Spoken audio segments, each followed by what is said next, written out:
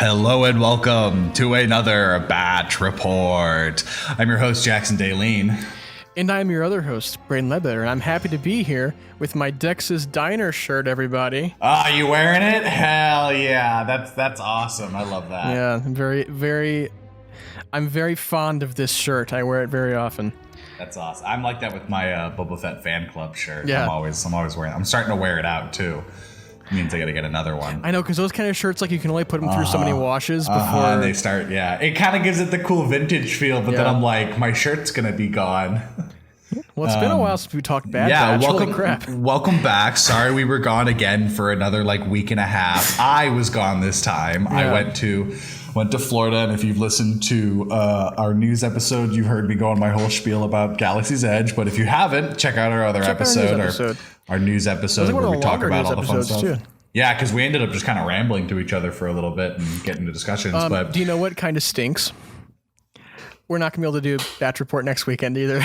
Are you serious? I'll be out of town. You know, that kind of works out because I kind of picture the last two episodes being a two-parter anyway. Yeah. So when it's done, we can just do a recap on it. But that's fine. Yeah, sorry again, we've been gone. Sorry, it's been a good minute, but we're back. We're going to talk about the last three episodes, which is episode 12 through 14. Episode 14 came out yesterday of recording. This is on July 30th. It's today, July 31st. Well, today is the episode came out. That's right.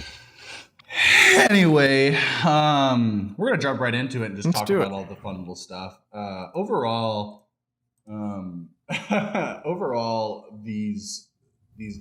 the first two episodes are just kind of, they're okay.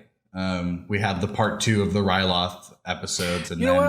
I liked the, not the Ryloth one was fine. That whole arc is fine. But I liked the first one. But you liked Infested? I did like Infested. It was fun. It's not that I didn't like Infested, but I was like, another filler episode. Like, what was the point? And then I was like, it wasn't terrible. Like, none of these episodes have been bad, but I was just like, Bad Batch. I finished it and was just kind of like, what was the point of that one?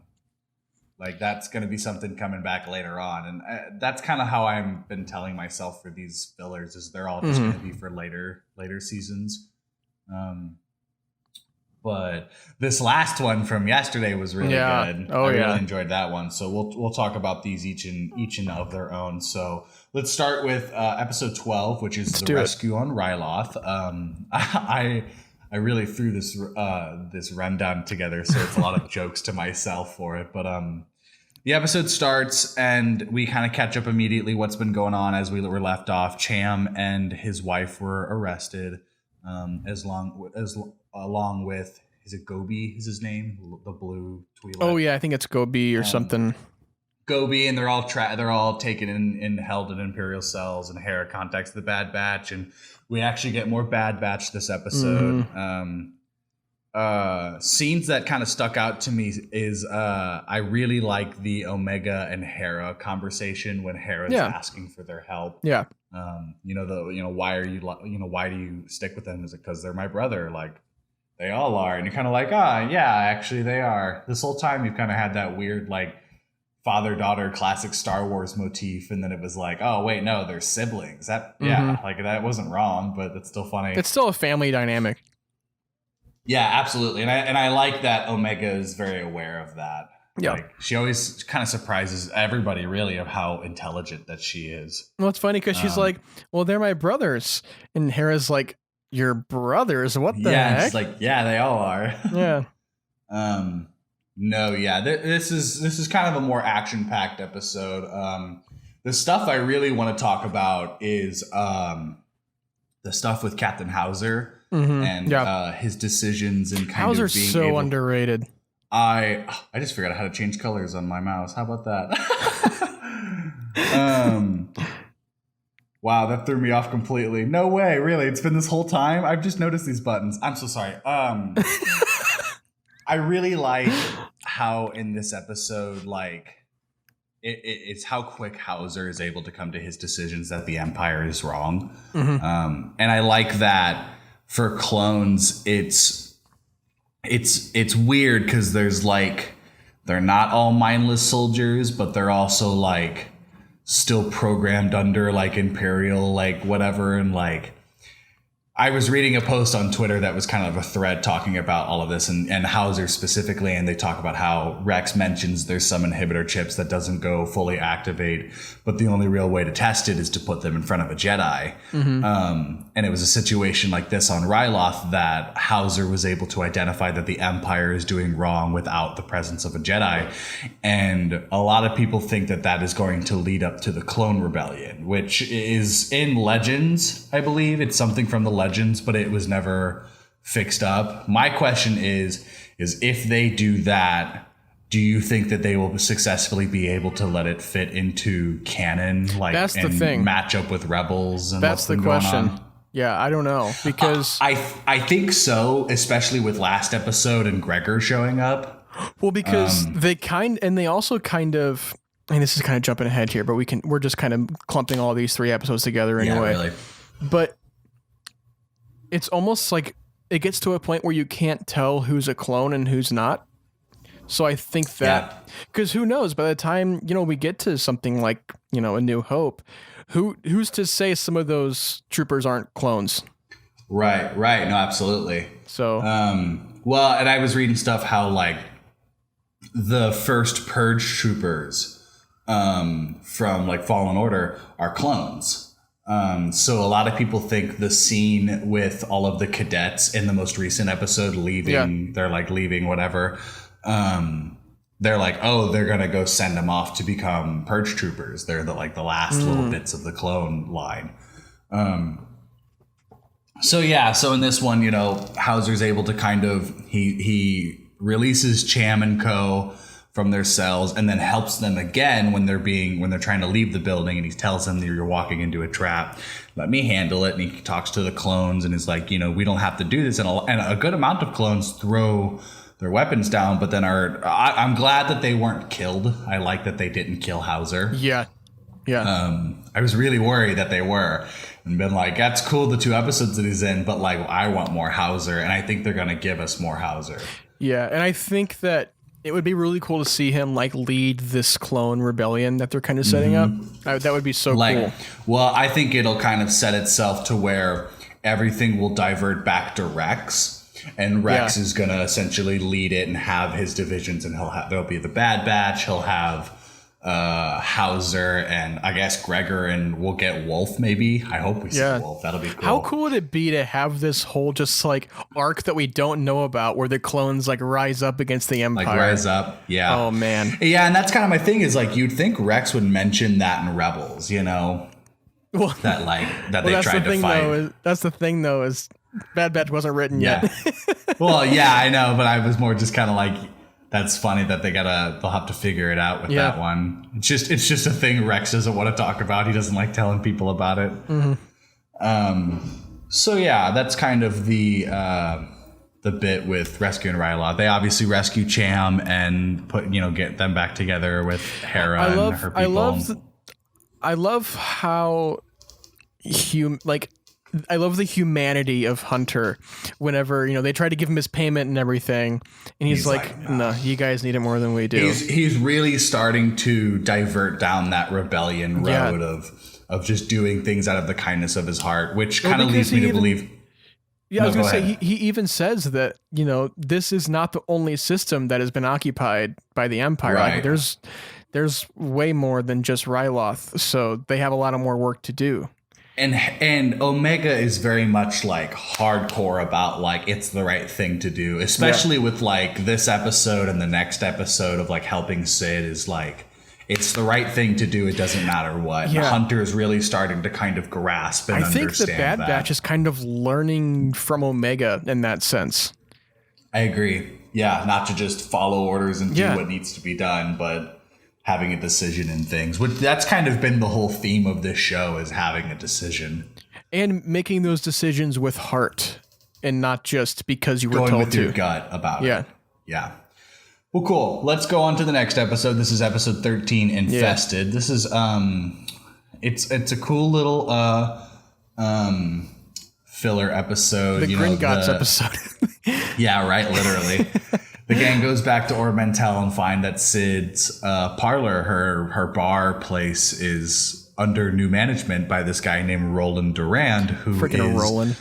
the son of whatever the Lady Durand of the Durand Syndicate. He's like a crime boss son. Yeah. And he's trying to make his own name for himself. So he gets involved with the Pikes and ends up taking Sid's place.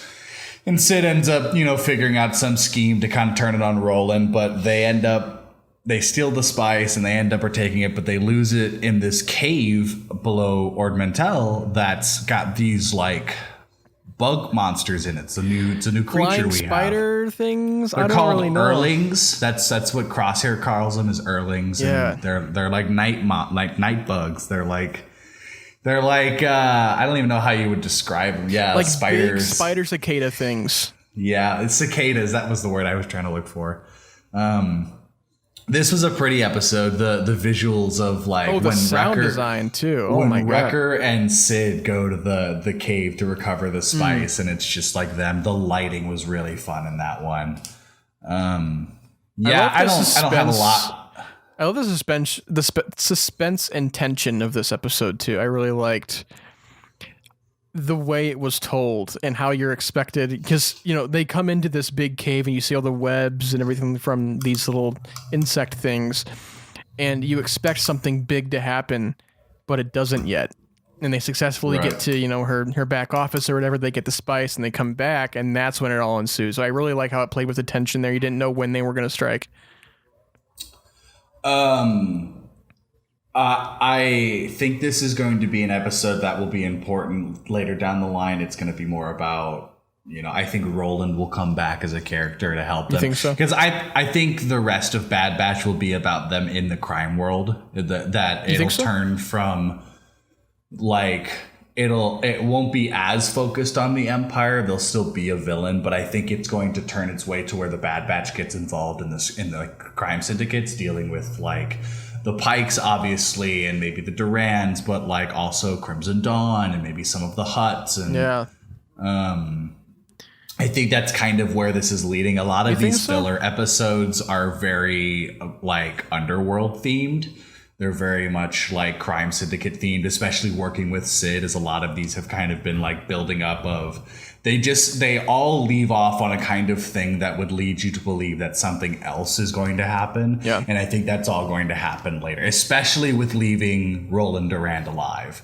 With Roland just getting his punishment, and then he's just I love that he just walks away after that too. The Pikes chop off his horn and they're like, all right, deuces. And then Roland's because I guess I'm gonna leave too. The Bad Batch kind of did him a solid.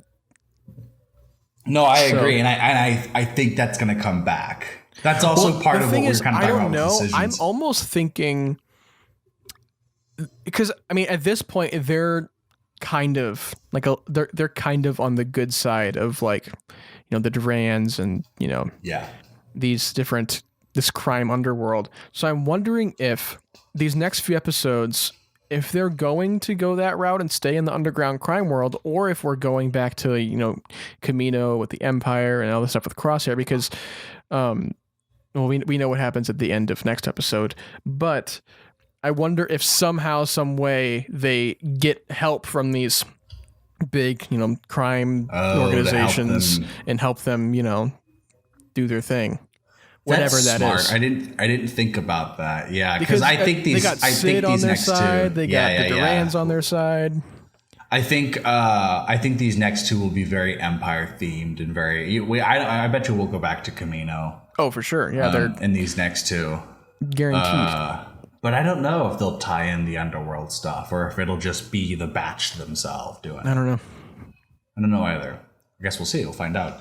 But cool. That's kind of the stuff of Infested. There wasn't a whole lot besides kind of the fun little things episode that left off. Yeah. And finally, we have our most recent episode. This came out yesterday when we recorded this, our time. Episode War Mantle. This is episode 14.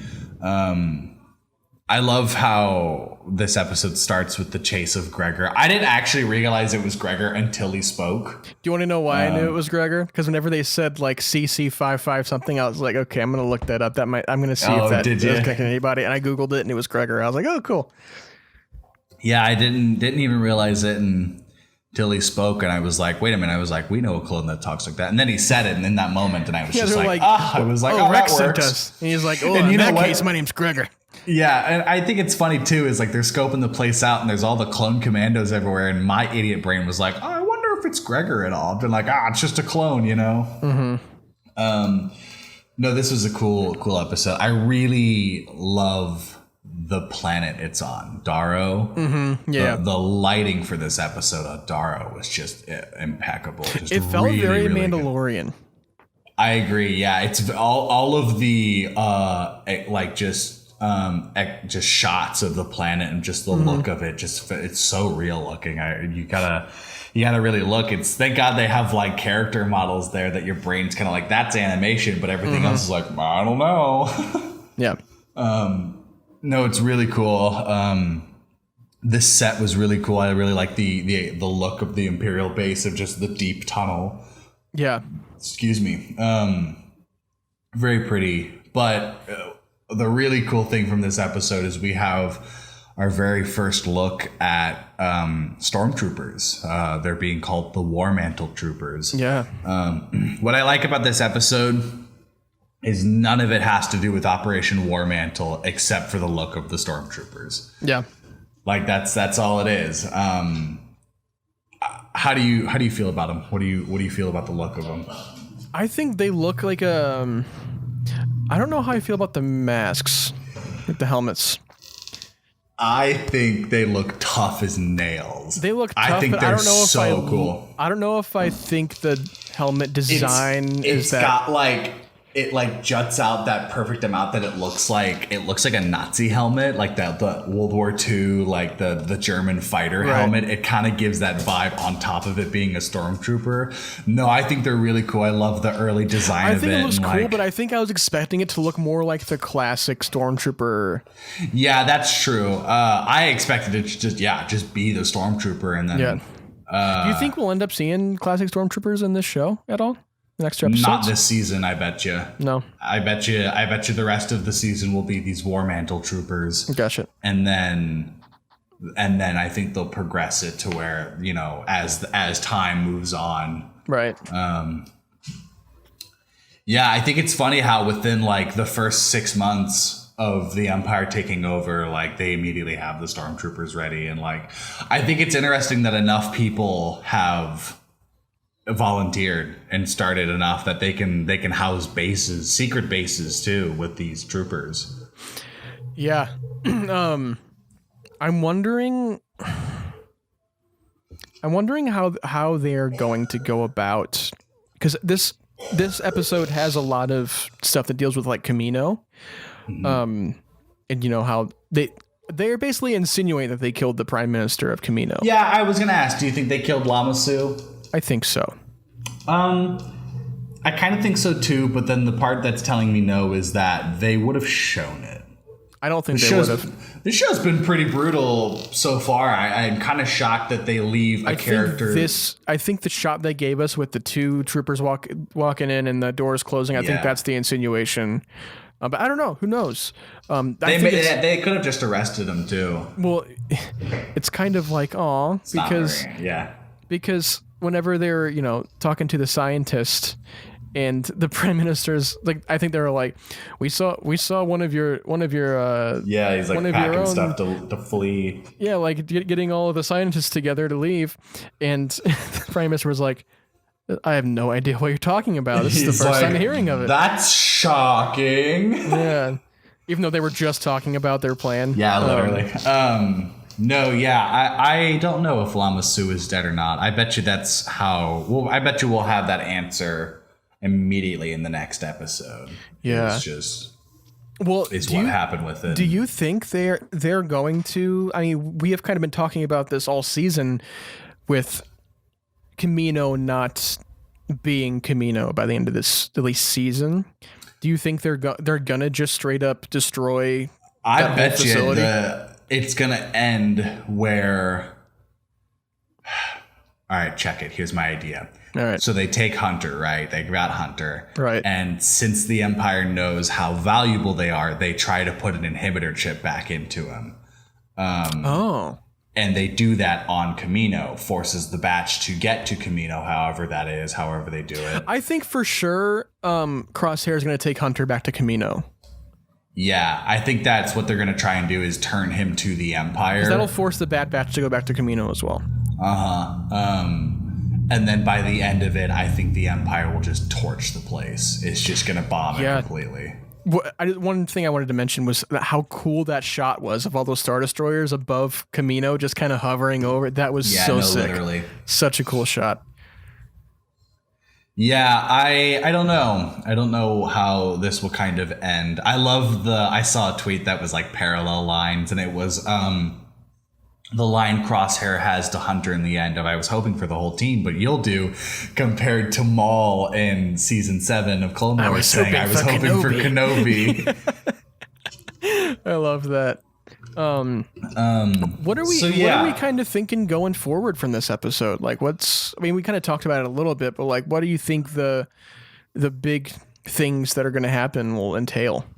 I think these next 2 episodes, I'm thinking it's going to be a 2-parter. The first part's all going to be it's going to be like the Ryloth. The first part's all going to be the information you need, and then the second part's going to be the action episode. And the second part will be the Batch trying to fight their way out and however that goes. And then like this one that'll be out next week is going to be all galactic information. It's going to be the stuff of Kamino, because you can tell Kamino is like on its dying legs, like on the fact of like the Kaminoans are pretty much being driven out. Well, like you can tell they're essentially already forcing them out. So yeah, right. Yeah, I don't know. I wonder if the Batch brings like Rex and Gregor and Hauser with them, and maybe just that whole clone rebellion. It's just that's what it is that would be sick. Maybe that's it. Maybe they're rising up of the clone troopers are going to fight at Kamino with everybody else, and I bet you it'll be revealed that Rex has been building an army. Rex has been like collecting them because when he's hologram, when he calls the Batch to go rescue Gregor, he's like in the middle of something. Yeah. That would be sick. So I wonder if he's been going through and finding clones. I think we're close on what's actually the truth, because he wouldn't be that desperate to save Gregor if there wasn't some kind of use for him, some kind of plan he has. Yeah. And we also get this line from Rampart. I don't know if you noticed where he says, like, I know what our orders are, but we need to lay low for now. He essentially says that when and. I'm wondering what their orders are for, or I guess he said something about like orders are following protocol or something of that effect. And I'm wondering what the plan is for Kamino, at least the presumed plan is for Kamino. I bet you they're going to glass the place. They're just going to absolutely destroy it. Yeah. And I wonder if it's to test out the Star Destroyers, like moving from Venators to Star Destroyers. They have like a few ready. And they're like going to test it on Kamino and just burn the place to the ground. Yeah, it's going to be devastating. These last 2 episodes. Whatever's going to happen, it's going to be absolutely crazy. It's going to be a good amount of fun. Well, cool. I think that's everything that we've got for these last 3 episodes. Thank you again for listening to us. This has been... that was weak. There it is. There we go. The Batch Report. Attaboy. Check out our news episodes. We have those every Thursday. You can find us on Instagram at @ThroughImperializedPod. Our Twitter is @ImperializedPod. And then you can look us up on YouTube, Apple Podcasts, Spotify, Anchor, at just Through Imperialized Podcast. Don't be shy. Don't be shy. We're probably on like AM radio or something too. That was weird. Yeah, right. You turn the frequency right, you'll hear something. Someone's like bootlegging our episodes.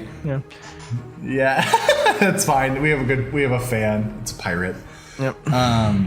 No, you can always check us out, listen to us, hang out, ask questions, send us reviews, like us, everything that you want to do with us. We appreciate it all nonetheless, and everything that you give us. Thank you. As for my socials, Jackson, you can follow me at Twitter at QuacksonScaling. It's QUACKSON, and then scaling like the triangle.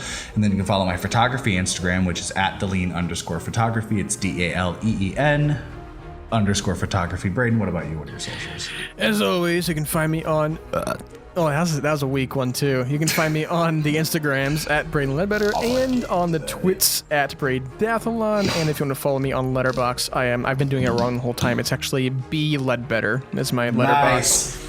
And nice. Thank you. And I think that's all I want to plug right now. Eventually, I'll plug more things than just Twitter and Instagram, but yeah, eventually I'll be good at social media when I want to do it actively. But as for right now, I just don't have the time or capacity or want or need or anything fun like that. But we love it when you guys interact with us on social, so keep doing that. Please, God, please keep doing that. Check us out next week. Well, not next week. 2 weeks from now. We're so bad at this.